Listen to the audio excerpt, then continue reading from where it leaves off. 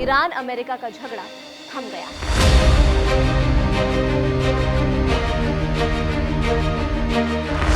Trump ने चिल्ला चिल्लाकर दुनिया को बता दिया है इट्स साइंड, यानी ईरान से समझौता हो चुका है। तो क्या दुनिया भर में तेल की सप्लाई रोक कर बैठा ईरान हॉर्मुज़ को पूरी तरह से खोल देगा? जहाजों की आवाजाही शुरू हो जाएगी? क्या भारत में पेट्रोल डीजल सस्ता हो जाएगा? आइए आपको बताते हैं कि क्या वाकई ऐसा होगा। एक बार आपको फिर बताते हैं कि हॉर्मुज़ स्ट्रेट खोलने पर अमेरिका ईरान समझौते में क्या लिखा है। अमेरिका और ईरान की 14 पॉइंट वाली डील में कहा गया है कि हॉर्मुज़ स्ट्रेट को फिर से खोला जाएगा। इसमें 3 जरूरी बातें कही गई हैं। पहला, समझौता होते ही ईरान तय करेगा कि अगले 60 दिनों तक हॉर्मुज़ से आने जाने वाले जहाज सुरक्षित तरीके से और बिना किसी शुल्क के गुजरे।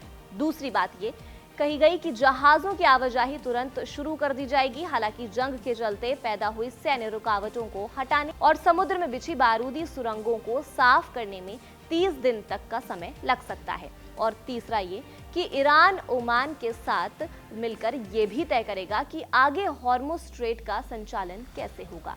दरअसल 28 फरवरी को हमले के बाद ईरान ने हॉर्मुज़ स्ट्रेट ब्लॉक कर दिया था और जहाज़ों की आवाजाही लगभग पूरी तरह से बंद हो गई थी और सिर्फ ईरान की रजामंदी से कुछ शिप्स निकल रहे थे। लेकिन 13 अप्रैल से अमेरिकी नेवी ने दोहरी नाकाबंदी कर दी थी।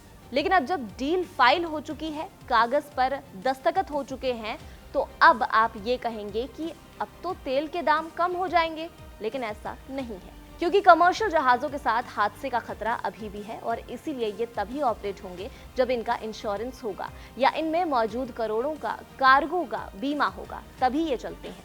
हालांकि कमर्शियल जहाज़ों का बीमा करने वाली कंपनियां जंग के दौरान कवरेज नहीं दे रही थी, फिर इसका प्रीमियम बहुत बढ़ गया था। पर अभी ऐसा है कि समझौते के बाद भी प्रीमियम के रेट्स बहुत ज्यादा हैं, जो कई हफ्तों तक बने रह सकते हैं और अभी इंश्योरेंस भी मुश्किल से हो रहा है। इसमें जहाज़ों का कार्गो ले जाने का काम रुका हुआ है, यानी पूरी तरह अभी भी मूवमेंट नहीं है। और अब बात करते हैं भारत में पेट्रोल डीजल कब तक सस्ता हो जाएगा। इस सवाल को अभी ऐसे समझिए कि पेट्रोल डीजल की कीमत इंटरनेशनल मार्केट में कच्चे तेल की कीमत से सीधे जुड़ी होती है। जंग शुरू होने से पहले कच्चे तेल की कीमत $72 प्रति बैरल थी। ट्रंप के समझौते के बाद वापस उतनी ही होती दिखाई दी।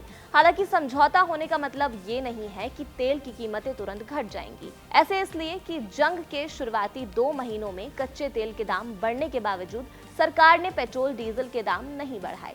इसीलिए तेल कंपनियों को रोजाना 1000 करोड़ का नुकसान हुआ। फिर 15 से 25 मई के बीच देश में पेट्रोल डीजल के दाम 7.5 रुपए प्रति लीटर तक बढ़े।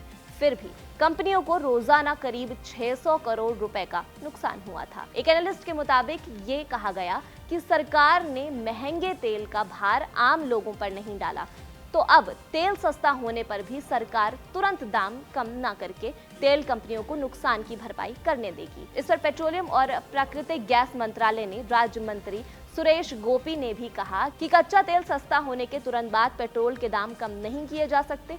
हॉर्मुज़ से सस्ता तेल भारत आने में समय लगेगा। तो उम्मीद है कि सिचुएशन जल्द नॉर्मल होगी और वैश्विक बाजार में ये उछाल धीरे धीरे नीचे आएगा और तेल के दाम फिर से सामान्य हो सकते हैं। इस पर आप क्या सोचते हैं? आपकी क्या राय हमें कमेंट सेक्शन में आप जरूर बताइएगा और देखते रहिए कड़क।